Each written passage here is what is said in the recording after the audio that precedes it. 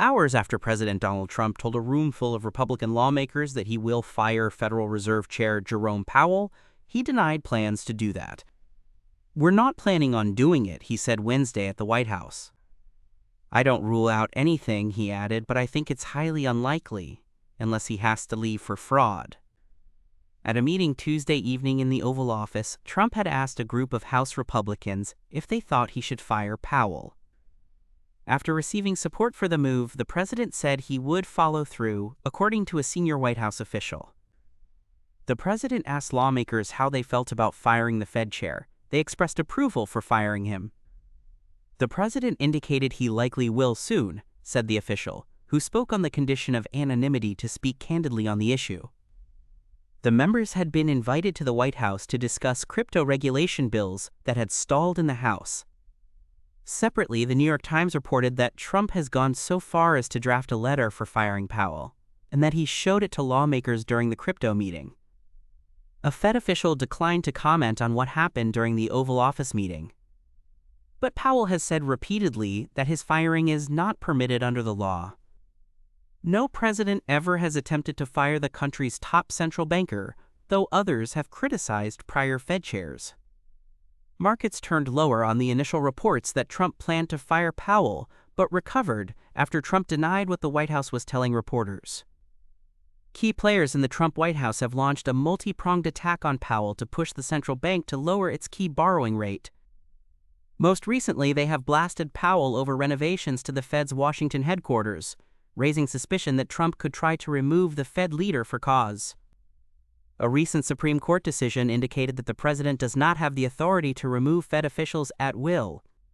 Trump suggested that cause could be an issue for Powell, particularly regarding the $2.5 billion renovation of the Fed's headquarters. The project has been beset by overruns, and Powell has asked the Fed's Inspector General for a review. "Fraud is possible, so there could be something to that," Trump said. "But I think he's not doing a good job. He's got a very easy job to do.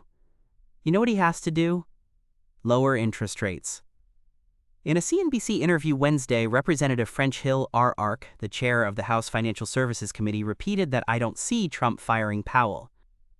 Treasury Secretary Scott Bessent also told Bloomberg News on Tuesday that he didn't expect Trump to move in that direction. However, Representative Anna Paulina Luna, a Florida Republican who on Tuesday joined with other party members in blocking the crypto initiative, said on social media site X that a move against Powell was forthcoming. "Hearing Jerome Powell is getting fired from a very serious source," she wrote, later adding, "I'm 99% sure firing is imminent." Trump nominated Powell for the chair in November 2018 to succeed Janet Yellen, who went on to become Treasury Secretary under then-President Joe Biden.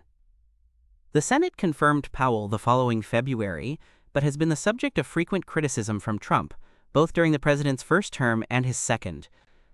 The Fed under Powell has held interest rates steady after lowering them in late 2024.